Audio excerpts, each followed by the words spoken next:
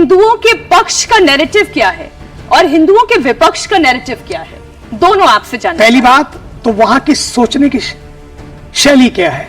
अगर आप जाएंगे, कई बार आपको धर्म स्थलों पर लिखा होगा माई वे और नो वे, ये तो सोचने की शैली है, माई वे और नो वे। और दूसरा है माई वे इज हाई वे।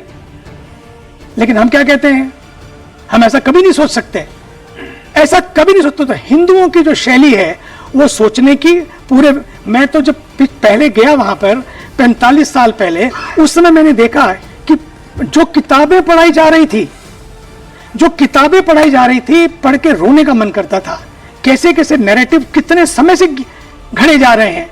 और उसमें मजे की बात, तो वहां के लोग तो थे, अपने वाले भी थे, जो वहां पर केवल तर्क के लिए या किसी कारण के वश या वामपंथी विचारा के कारण वो ऐसी ऐसी बातें पढ़ाई जा रही थी, पढ़ने के बाद लगता था कि दिमाग खराब हो जाए। बच्चे कहते, माम व्हाट इज दिस? अपनी सनातन के ऊपर, अपनी संस्कृति के ऊपर, अपने संस्कारों के ऊपर उनको शक होता है, क्योंकि शक पैदा किया गया, चीजें ऐसी घड़ दी गई। तो मैंने सोचा कि अब इसको कैसे करें, लड़कर नहीं। तो मैंने क्या किया, मैंने एक टीम ली। मैं पूरे 5 साल वर्ल्ड के सारे यूनिवर्सिटीज में गया, जगह जगह गया। एक हार्वर्ड के प्रोफेसर, कोलंबिया के प्रोफेसर, हम दोनों गए। जितने टॉप प्रोफेसर थे उनको चुना, लगभग 2000।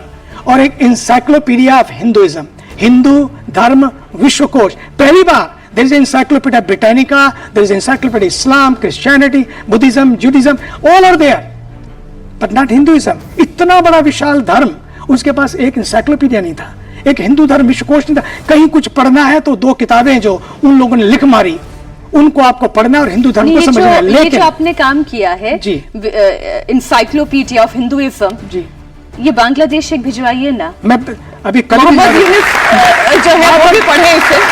यहाँ पर केवल बांग्लादेश में केवल इंसाइक्लोपीडिया नहीं भिजवाना है, बांग्लादेश के साथ जो इस समय जरूरत है वो यही है। और मुझे पूरा विश्वास है, क्योंकि हम समाज में हैं, कैमरे के सामने हैं, मुझे लगता है कि tongue management is very important. I want to manage the tongue, not to say everything, but I am telling you, believe me, in this country India is not sleeping, Indian leaders are not sleeping. Israel की बात आती है, Israel के जब attack होता है, वहां के जितने लोग होते हैं, विपक्ष भी साथ खड़ा हो जाता है।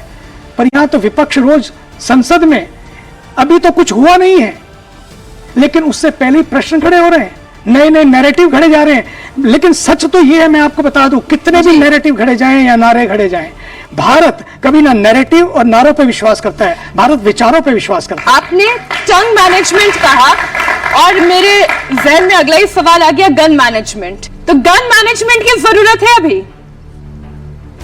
देखिए, आप फौजी से सवाल कर रही हैं, मैं तो ऐसे ही बोलूंगा, क्योंकि मुझे बाकी चीजें नहीं पता। मुझे शास्त्र ही पता है, मुझे शास्त्र नहीं पता, मुझे शस्त्र ही पता है। तो मैं तो वही बोलूंगा जो मेरी लिमिटेड नॉलेज है, और मैं मानता हूं कि मेरी नॉलेज इस मामले में लिमिटेड है।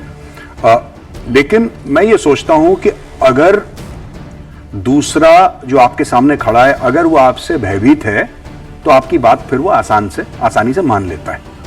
That should be the aim. देखिए, जहां तक बांग्लादेश की बात है, जहां तक हिंदुओं की बात है, ये बात सिर्फ हिंदुओं की नहीं है। अगर वो प्रॉब्लम सॉल्व हो गई ना, अगर कल, और हमारी लीडरशिप बिल्कुल सक्षम है उस प्रॉब्लम को सॉल्व करने में, वो कर भी देंगे। वो प्रॉब्लम सॉल्व हो गई, उसके बाद ये लोग कोई और प्रॉब्लम खड़ी करेंगे। जैसा आपने बोला कि ये किसी और का पपेट है, ये अमेरिकन डीप स्टेट का पपेट है, कल कुछ और करेंगे ये लोग। अच्छा, वहां पे एक और पावर बड़ा सक्रिय है, दैट इज चाइना।